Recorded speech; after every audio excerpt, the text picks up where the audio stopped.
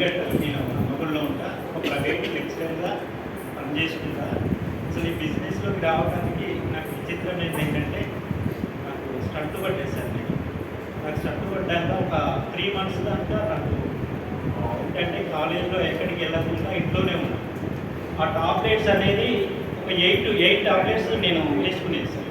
అలా వేసుకుంటూ ఉంటే నాకేమైందంటే క్యూర్ అయినా కానీ నా స్టెమినా అంతా లాస్ అవుతుంది, నా ఎనర్జీ పవర్ ఎక్కడ పోతుందో. అసలు చదివిన నా ఫీల్డ్ ఎటువంటిదంటే ఏ రోజుకి ఆ రోజు రీడ్ చేసుకోవాలి, వాళ్ళకి ఎక్స్ప్లెయిన్ చేయాలి, వాళ్ళ డౌట్స్ క్లియర్ చేయాలి. కానీ నాకు ఇక్కడ రివర్స్ అవుతుంది, నాకే ఉండట్లేదు.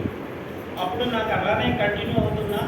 నాకు నేను చేసే జాబ్ అంతా నన్ను 1 monthకి ఒకరు వద్దుబాబు బాబు నువ్వు ఏం చెప్పలేకపోతున్నావు అని అంటుంటే నేనే సఫర్ అయ్యి ఇంటికి వచ్చి నేను నా భార్య కూర్చొని నేను చదువుకున్నా, నేను ఏం చేయాలి, నాకేం అర్థం కావట్లేదని మేమిద్దరం బాధపడద్దు. అప్పుడు సరే ఏదో ఒకటి చేద్దామని ఒక ట్యూషన్ పాయింట్గా పెట్టుకున్నా. ట్యూషన్ పాయింట్ ఒక 10-15 members వచ్చింది. అందులో నాకు దేవుడు అనేవారు సార్ వాళ్ళ కొడుకును కూడా పంపించాడు. అక్కడ కనెక్ట్ అయ్యింది సార్.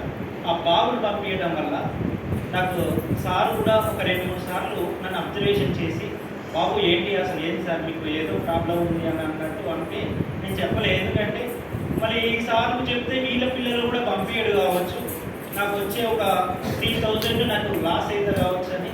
నో ప్రాబ్లం సార్, నేను బాగానే ఉన్నా, నాకు ఏంటంటే ఏం చేశారని కంటిన్యూ చేస్తాను. అట్లా మా ఇద్దరి మధ్యలో సార్ మధ్యలో నాకు ఒక 1 month తర్వాత సారు ఏదో సఫర్ అవుతున్నామని మా ఇంట్లోకి రావడం జరిగింది. ఎందుకంటే నేను 2nd floorలో ఉండేది.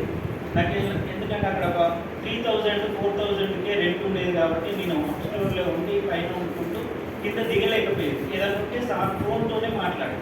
అప్పుడు ఆ సారే పైకి వచ్చేసేది ఏదో సఫర్ అవుతుంది. అప్పుడు సార్ ఏం చెప్పారంటే ఏమైంది చెప్పండి అంటే అప్పుడు నేను ఆ రిపోర్ట్స్ ఇవ్వడం జరిగింది. సార్ చూసి అప్పుడు ఒక సజెషన్ ఇస్తా, నీకు మీరు ఏమన్నా అనుకుంటారా అంటే ఏం లేదు సార్ చెప్పండి సార్ అని అంటే, సార్ మా దగ్గర ఇవన్నీ చెప్పలేదు అంటే ఈ వెస్టేజ్ అని ఇవన్నీ ఏం చెప్పలేదు. మా దగ్గర ప్రోడక్ట్ ఇట్లా ఉంటాయి సార్, నేను మా మిసెస్ కూడా కిడ్నీ ప్రాబ్లం వల్ల వేసుకున్నా ఇట్లా ఇవన్నీ అని చెప్పాను. అప్పుడు నేను ఎందుకంటే నమ్మట్లేను, అసలు 90% నేను నమ్మలేదు. సరే సార్ చూడటం లేదు అని ఆ రోజు మామూలుగా సార్ ఎక్స్ప్లెయిన్ చేసినట్టు చేసిండు.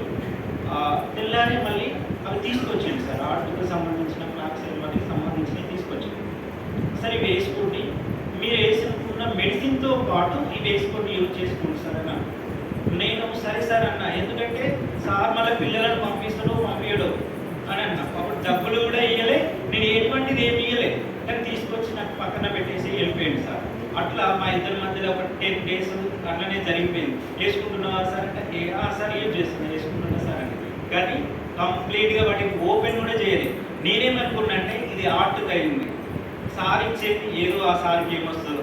గవర్నమెంట్ టీచర్లకు ఏమనుకోకండి, ఏంటంటే వాళ్ళకి ఎక్కువగా టైం ఉంటుంది కదా. మా ప్రైవేట్ టీచర్లు అయితే మా వర్క్ మేము చేసుకోవాలి, వాళ్ళ వర్క్ మేము చేయాలి. ఆ సార్కు టైం ఉన్నట్టుంది, ఏదో టైం పాస్కి ఏదో చేస్తానట్టున్నాడు అనుకొని నేను యూజ్ చేయలేదు. తర్వాత మళ్ళీ ఒక రోజు వచ్చేసింది సార్, ఏ సార్ మీరు యూజ్ చేస్తున్నాయని అన్నాడు.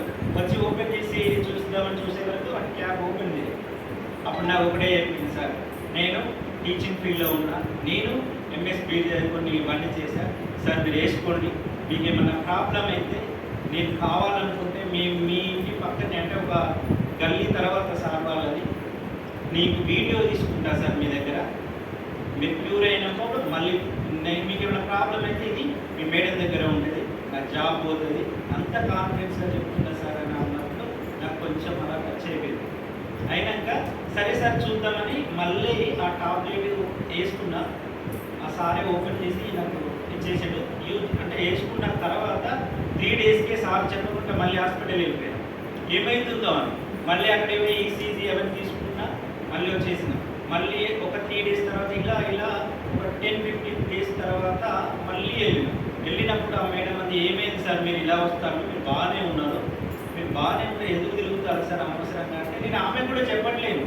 తర్వాత ఏం చేసిందంటే సార్ మేడం, సార్ నీకు డోస్ ఎక్కువగా రాసిన 8 టాబ్లెట్స్లో మార్నింగ్ 2, మధ్యాహ్నం 2, ఈవినింగ్ 2 వేసుకునేది, దాంట్లో 2 తగ్గిస్తున్నా సార్ అంటే జస్ట్ 15 days ఇవి యూజ్ చేస్తుంది.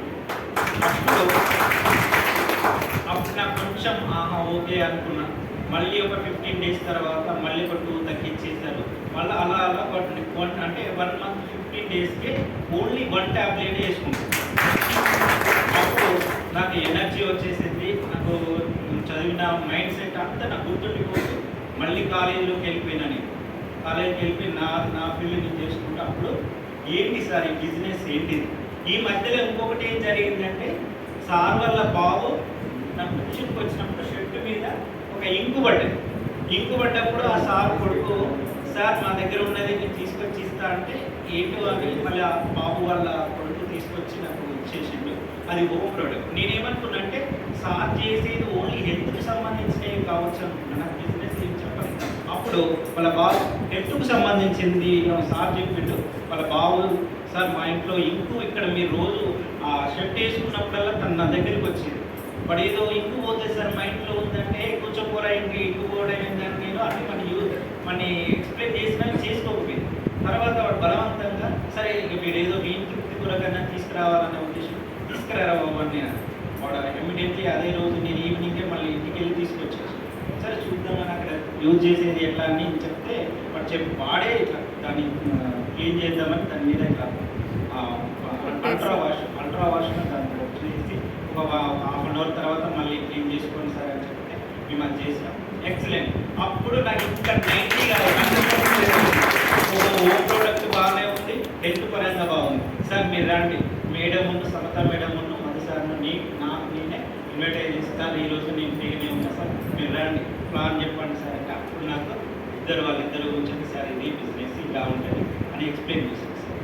అప్పటి నుండి నేను స్టార్ట్ చేస్తే ఇప్పుడు దాదాపు ఒక 7 months 8 months అవుతుంది సార్. సిల్వర్ డైరెక్టర్గా నేను ఇక్కడ